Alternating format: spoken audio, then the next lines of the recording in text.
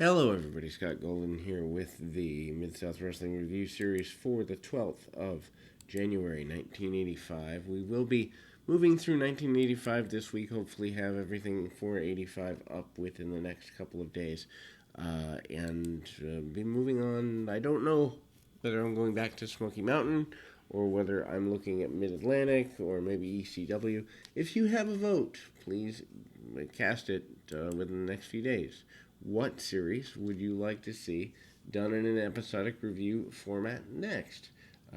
Keep in mind, I'm always going to choose things that were prior to the last 20 years before I'm forced to watch junk from the modern day. And so just keep that in mind when voting. But I'm open to anything that is, let's say before the year 2000 at least. Anyway,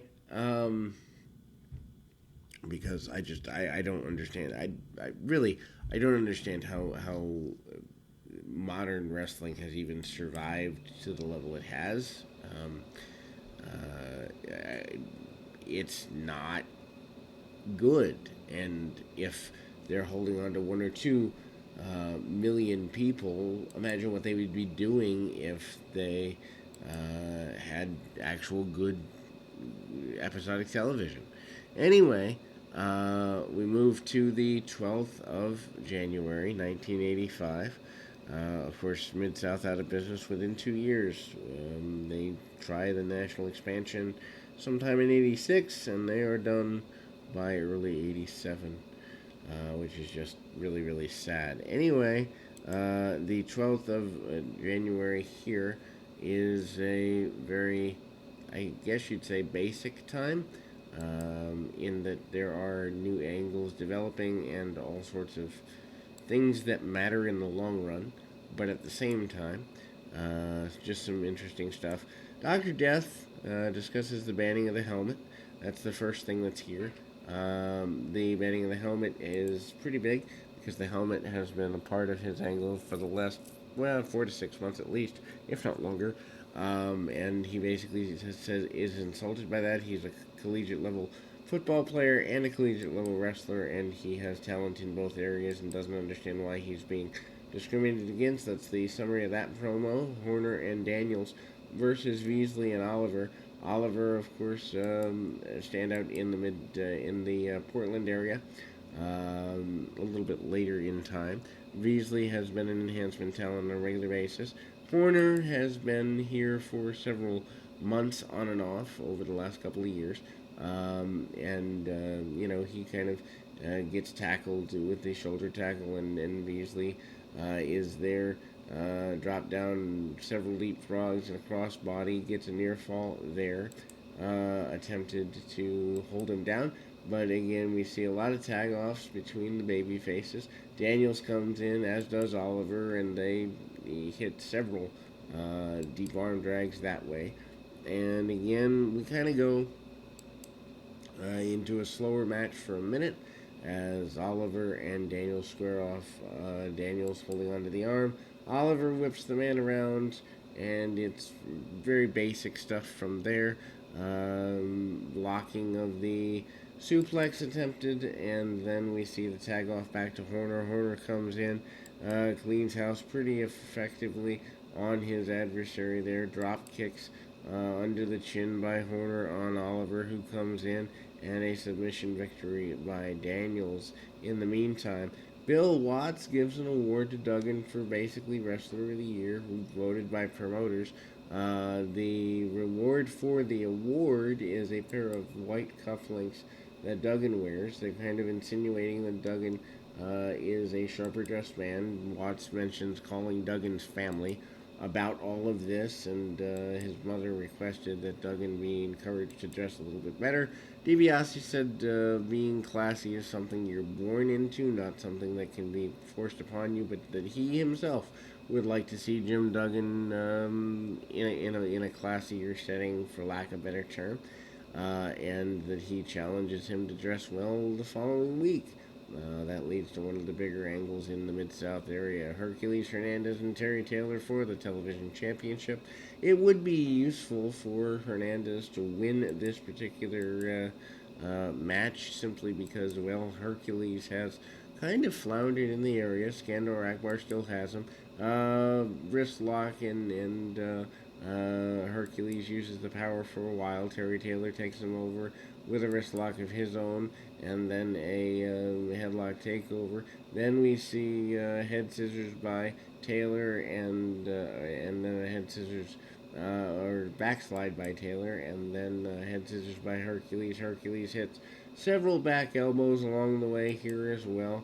Doesn't get all he wants. Meanwhile, Buddy Landel, who is also aligned with Akbar at this time, comes in, causes trouble for the team. They end up trying to eliminate Taylor, and Iceman King Parsons makes his way down to kind of even up the sides. A bit of a brawl there. Parsons, who never becomes as big as he was in the world class territory, however, has a couple of matches next. Jack Victory against Parsons and Landel versus Parsons are the next couple of matches on the program. I don't understand why they do back-to-back matches that way. It's certainly edited together differently, but Parsons, who has been a mainstay in the Mid-South area for the last several years, or I'm sorry, the world-class area for the last several years, Snapmare Takeover, a couple of shots. He does the strutting and the histrionics, followed by the second rope clothesline, and gets a victory there.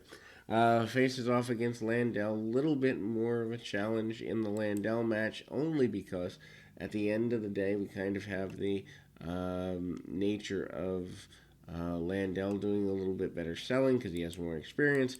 Shoulder tackles and the like by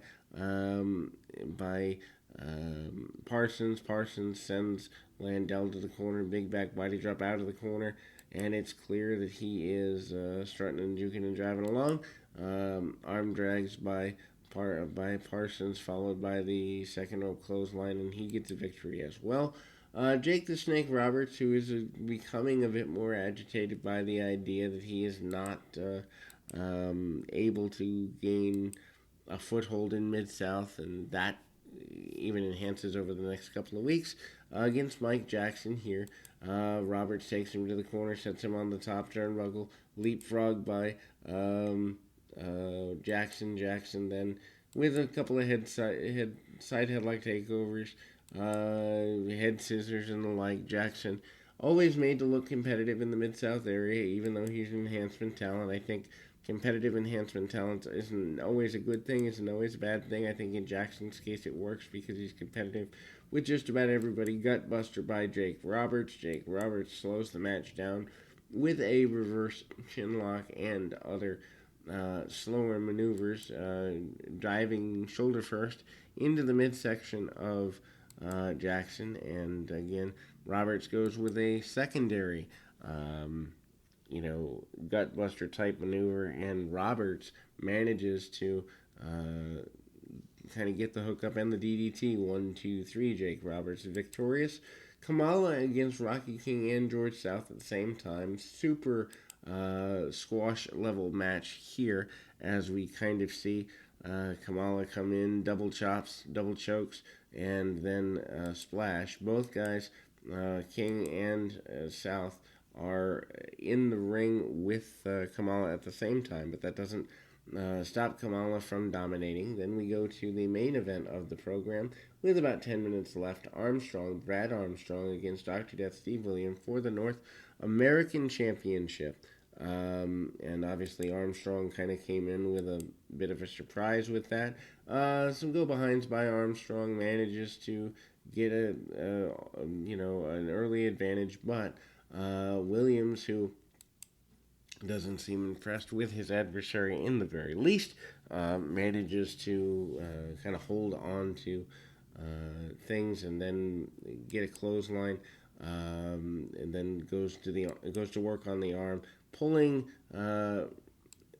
Armstrong's hair and kind of cheating wherever he can. Holds on to the arm for several minutes. Actually, would be good, I would imagine, for Dr. Death to get the victory here, just because he's been around for a while and has not been terribly successful. Super simple match in the sense that, Dr. Death stays on the arm for several minutes. Finally, Armstrong manages to come out a little bit, pulls the hair, and super basic stuff there, and